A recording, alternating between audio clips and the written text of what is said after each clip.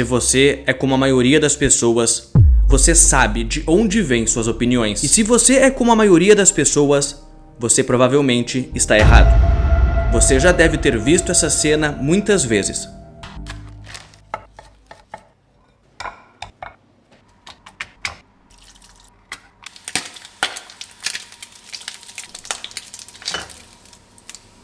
Mas você não sabia que a associação do bacon com o café da manhã americano foi significativamente impulsionada por uma campanha de marketing na década de 1920, que contratou um estudo que encorajava os americanos a consumirem um café da manhã mais pesado, mais especificamente, bacon e ovos.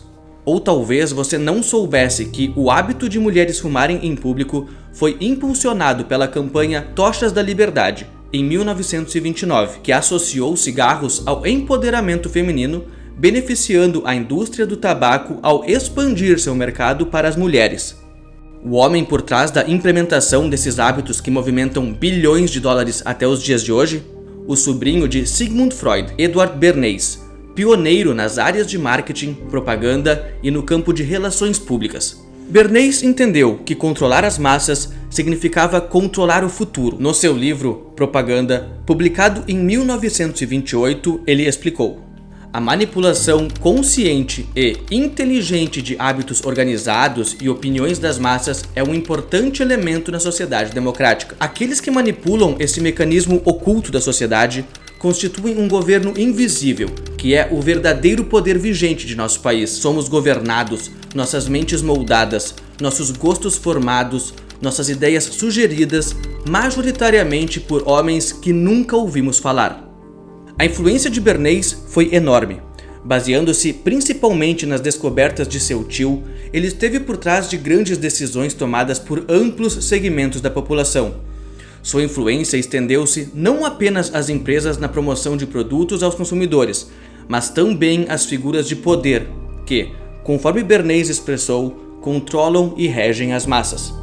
Neste vídeo serão exploradas as ideias mais intrigantes de Bernays, focando principalmente em suas descobertas em como a psicologia das massas pode ser usada para controlar e manipular populações inteiras. Na clássica obra Psicologia das Massas e a Análise do Eu, Sigmund Freud descreve psicologia das massas como sendo interessada pelo indivíduo como membro de uma raça, de uma nação, de uma casta, de uma profissão, de uma instituição ou como parte componente de uma multidão de pessoas que se organizaram em grupo numa ocasião determinada para um intuito definido. Em outras palavras, a psicologia das massas visa entender como o comportamento, pensamentos e emoções de um indivíduo mudam ao tornar-se parte de um grupo.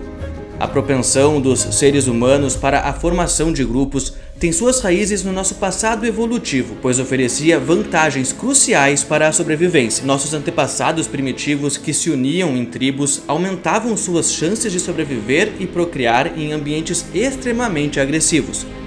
No entanto, com o desenvolvimento da tecnologia moderna, os seres humanos de hoje transformaram significativamente o seu ambiente, tornando o antigo modelo de sobrevivência baseado em organizações tribais obsoleto. Mas com isso dito, é importantíssimo ressaltarmos que o instintivo padrão mental de organização tribal continua a influenciar as mentes humanas até os dias de hoje. Nos dias de hoje, muitas pessoas tendem a se identificar e, consequentemente, estereotipar a si mesma e aos outros com base em características como raça, classe social, gênero, nacionalidade, religião ou afiliação política e ideológica. Essa persistente inclinação para a associação em grupos identitários é vista por Bernays como um mecanismo que se origina da ampla concepção de autoestima que os indivíduos obtêm ao se identificarem com um grupo potencialmente influente. Assim como uma alcateia é muito mais forte que a força combinada de seus membros individuais, o indivíduo também sente o poder potencial do grupo e deriva sentimentos de empoderamento ao identificar-se com ele. Mas os estudiosos da psicologia de massa entenderam um detalhe. Esses sentimentos de empoderamento não necessariamente são positivos. Sentir-se empoderado não necessariamente significa estar empoderado. E com esse detalhe em mente, A pergunta que iria mudar a história da propaganda obviamente começou a florir. Começando no final do século XIX, alguns pensadores, sendo os principais Freud e Gustave Le Bon, tentaram entender por que as pessoas aderem à identificação com grupos e como ela afeta a mente e o comportamento. Os grupos são descritos por Freud como tendo um senso de onipotência, onde a noção de impossibilidade desaparece para o indivíduo. E esse por si só já seria um grande motivador para se buscar e permanecer em um grupo. Por outro lado, Freud explicou que os indivíduos, quando em grupo, apresentam frequentemente uma regressão da atividade mental a uma fase anterior, caracterizada por fraqueza da capacidade intelectual, falta de contenção emocional, incapacidade de adiar gratificação, a inclinação para exceder todos os limites da expressão da emoção e para resolvê-la completamente na forma de ação. Isso significa que indivíduos têm um desejo ardente pelo pertencimento em um grupo que o fortaleça, ao mesmo tempo que o grupo, quando junto, tende a exibir padrões mentais e emocionais infantis ou retrógrados. Além disso, as motivações e reações de um grupo são regidas por uma série de impulsos e emoções coletivas que não se encaixam nas explicações típicas fornecidas pela psicologia que foca no indivíduo. E agora você já deve estar entendendo o poder dessa ferramenta. Pois é, Bernays conta que dentre os estudiosos da psicologia das massas, a pergunta surgiu naturalmente. Se nós conhecermos o mecanismo e motivações da mente do grupo, será que não é possível controlar e reger as massas de acordo com a nossa vontade sem que eles saibam?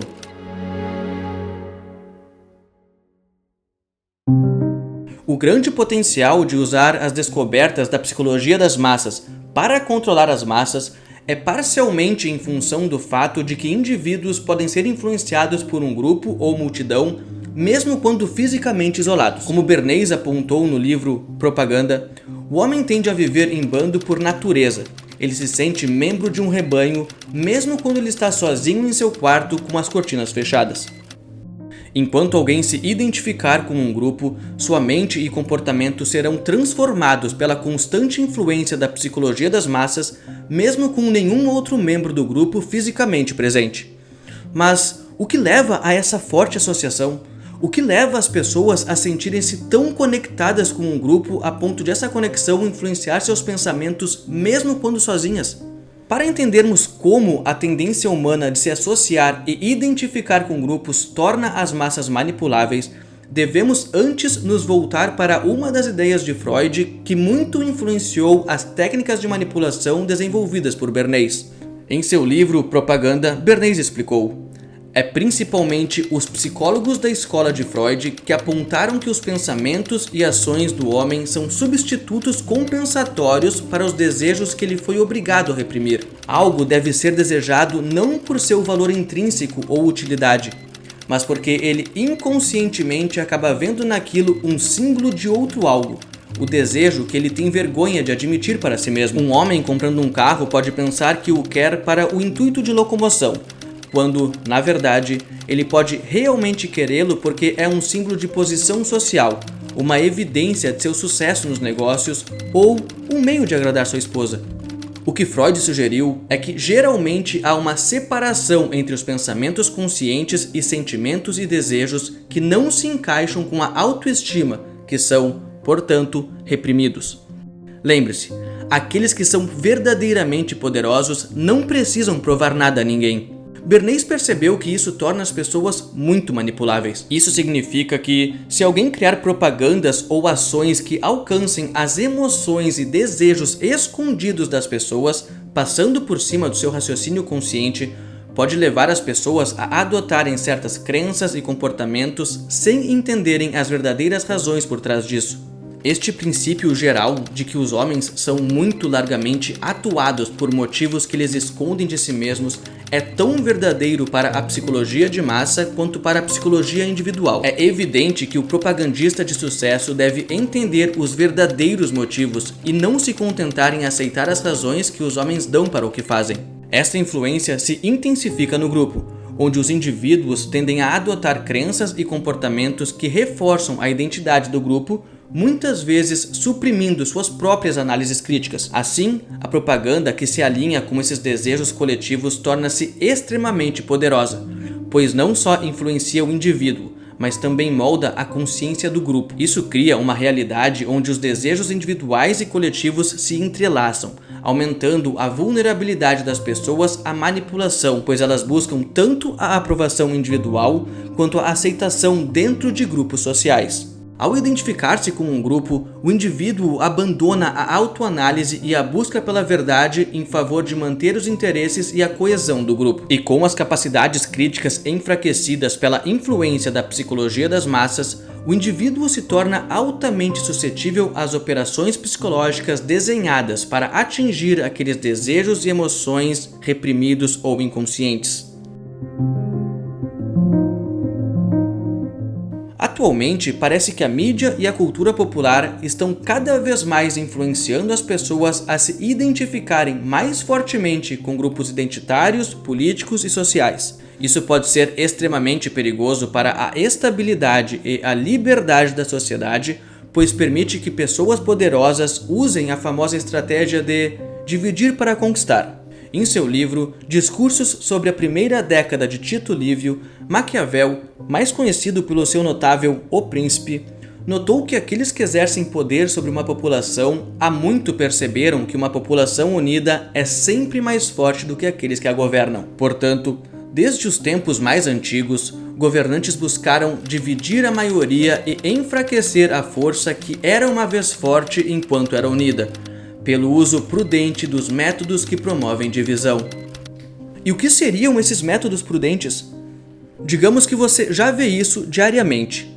Dividir uma população por raça, classe, religião, gênero ou preferência política. Ou, em outras palavras, em grupos que naturalmente tendem a se enfrentar.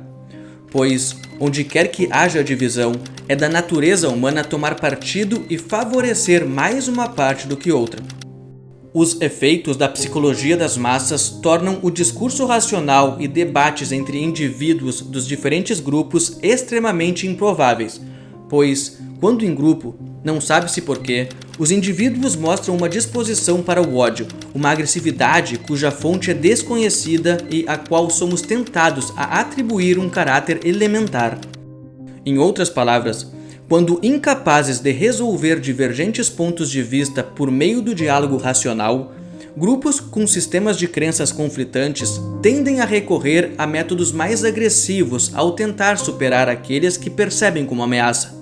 Uma sociedade fragmentada em grupos inevitavelmente se envolve em conflitos hostis crescentes e, como resultado, não só a população como um todo se torna enfraquecida, como Maquiavel bem apontou, mas seus olhos são afastados das ações daqueles que agem por trás das cortinas, que constituem, nas palavras de Bernays, o governo invisível que dita nossos pensamentos, dirige nossos sentimentos e controla nossas ações.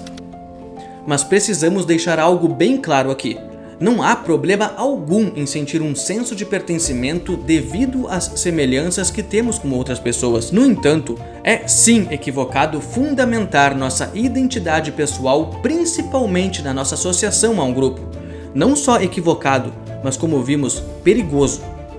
Em nossa trajetória evolutiva, foi somente recentemente que adquirimos a capacidade de nos reconhecer como indivíduos, distintos de grupos ou tribos. Isso foi um desenvolvimento crucial da consciência, já que a existência de uma sociedade baseada em direitos individuais e liberdades pessoais é dependente de uma população que desenvolveu essa capacidade de consciência individual, ou, em outras palavras, de uma sociedade de indivíduos que compreendem a si mesmos e tratam os outros sumariamente como indivíduos. Como Eric Newman, psicólogo e aluno de Carl Jung, apontou em seu clássico História da Origem da Consciência. A história ensina que no início o indivíduo não existia como uma entidade independente, mas que o grupo dominava e não permitia a emancipação de um ego separado. Com isso em mente, a tendência atual de indivíduos de aderir à identificação com grupos não é somente perigosa para a liberdade e estabilidade de uma sociedade, mas é também uma regressão da consciência de volta para um estado psicológico mais primitivo e, portanto, do ponto de vista da modernidade, uma tendência patológica que precisa ser superada. Ou como Sigmund Freud colocou, cada indivíduo tem uma participação em inúmeras mentes grupais, aquelas de sua raça, de sua classe, de seu credo, de sua nacionalidade, etc. E ele também pode elevar-se acima delas na medida em que possui um fragmento de independência e originalidade.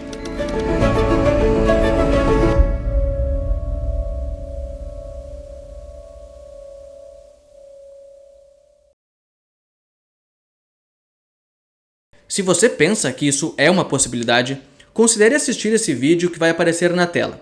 Se você tem certeza de que isso não é possível, bom, deixa eu te dizer, você está em um culto e nem sabe.